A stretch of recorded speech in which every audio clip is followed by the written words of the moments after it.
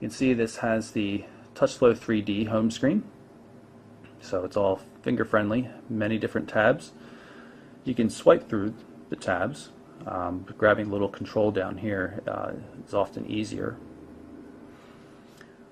Upwards and downwards swipes also go through on-screen things, and you can grab, we're looking at contacts right here, you can grab this little slider control as well.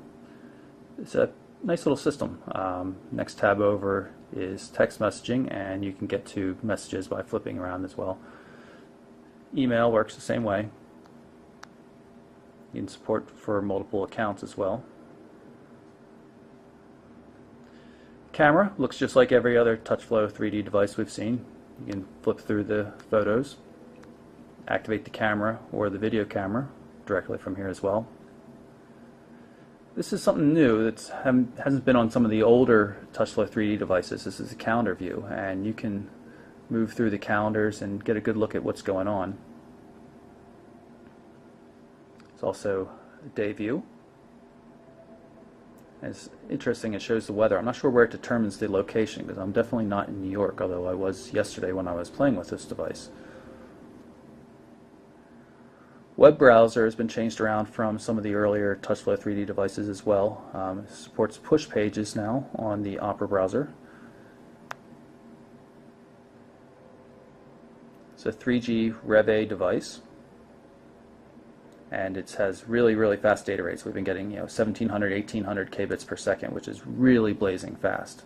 We'll load up the Mobile Burn website so you can see a couple of things. What the on-screen keyboard looks like. It's quite large considering the size of the display. There's a mild haptic feedback whenever you tap a key. You can adjust that to some extent in the phone's settings, and of course the dedicated .com buttons are quite handy as well. Hit the green return key, start loading up the page.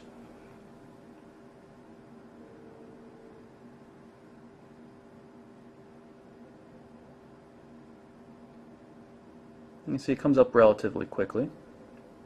Graphics are starting to fill in right now, and you'll see some of the ads pop in as well. Now that I've got the page loaded, I'm going to show you how the zooming control down here at the bottom works. You can see I'm moving my finger left and right across the zoom control.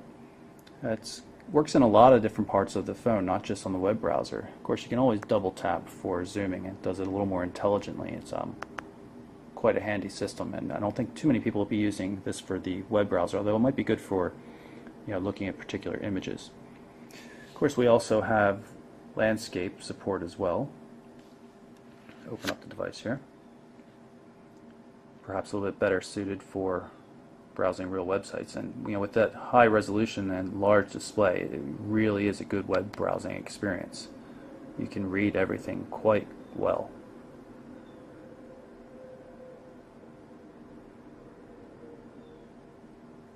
TouchFlow 3D also works in landscape format, and things change up a little bit though. In order to see the sliding tab control, you have to hit that little button down there, at which point you can then move left and right across all the different tabs, and we still have the same tabs that you would expect to find, like here's weather. Just adapts to portrait versus landscape mode. It works very well. All the tabs are very well configured. Stock quotes, music player. As with other TouchFlow 3D devices, the music player is not all that useful. It's just in song view. There's no real way to flip from one album or play a particular album or anything like that. Not really a fan of it. I usually disable it, which is fortunate that you actually can disable it. In the customized tabs, you can go through and say that I want to get rid of music altogether. I hit done. We go back to the main screen. Once TouchFlow 3D restarts, you'll see that music is no longer there next to the stocks. Instead of there being a tab for applications, as there have been oftentimes on past TouchFlow 3D devices, HTC has instead replaced the main start menu with this. This is a user configurable quick access list, you can add an application, as easy as that. And of course you can still get to a full list of all the applications, but you never see the default Windows Mobile list. Everything has now been done by HTC. Same thing goes for contacts. If we go to all contacts, you now see the HTC designed contact manager with a nice scrolling effect. It's still a little bit weird in the scrolling. It's a little overzealous, too spring-loaded at times, and it kind of gets away from you. But I think we'll see that changed once Windows Mobile 6.5 comes out soon. We'll pull up one of the contacts here so you can see what else HTC has done. Again, that little tab button there, you hit that and you have access to multiple tabs in the contact application. Normal contact details, which we're used to seeing here, as well as messaging. It'll keep track of all the messages that have gone back and forth with that contact, email messages as well. You can even link it to Facebook profiles to see status updates, and of course there's also a call log.